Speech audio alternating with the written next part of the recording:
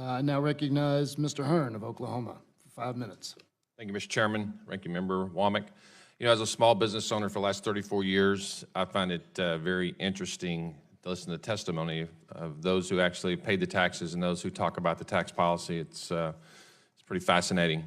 I'd like to ask each one of you, I know Ms. Paul's created jobs. Have any of the three of you ever actually had to use the tax code and whichever tax code to actually create jobs, have employees, and be responsible and be the last to get paid?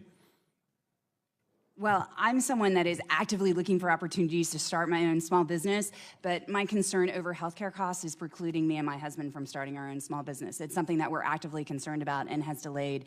Like most of the literature shows that when you're disproportionately concerned about stability for healthcare, it delays entrepreneurship.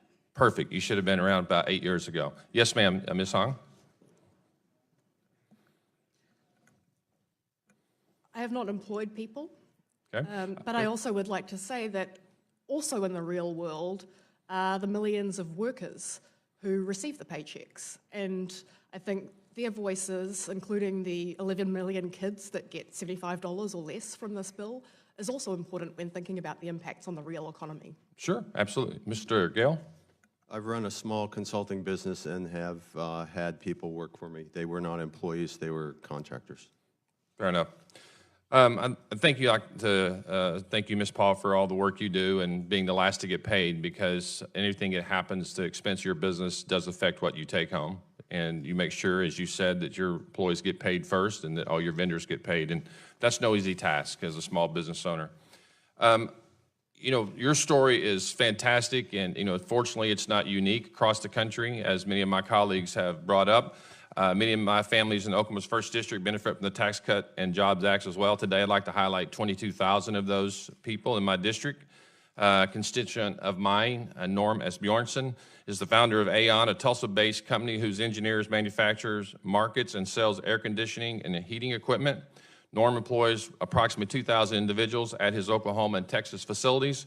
Norm announced personnel employed by Aon on January 1st, 2018, excluding executives, will receive a $1,000 bonus in recognition of the new tax reform law.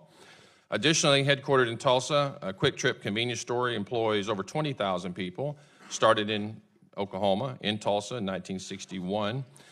Fortune has ranked Quick Trip as on the list of best companies to work for 14 years running. Quick Trip also gave their employees bonuses, including part-time employees and excluding those who are considered executives. Quick Trip also credits the ability to provide these bonuses to the Tax Cut and Jobs Act.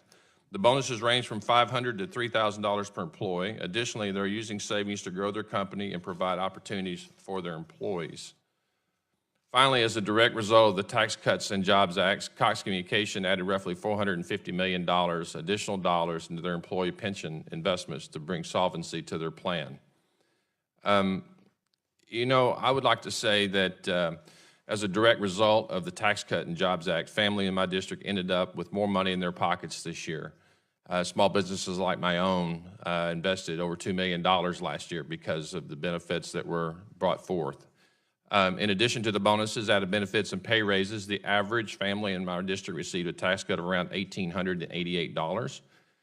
And to me, this sounds remarkably better than proposed Green New Deal, which would cost each American family as much as $650,000 per household. We can range from $50 trillion to $93 trillion, whichever number you want to pick. And I also find it very interesting that all of a sudden that our colleagues and the witnesses are talking more about debt after we started putting taxpayer dollars back into people's pockets. And no one is talking about Democrat proposals coming from this Congress alone, which will cost upwards of $100 trillion. And why aren't we holding hearings talking about that instead of how we're going to spend more? I yield back my time.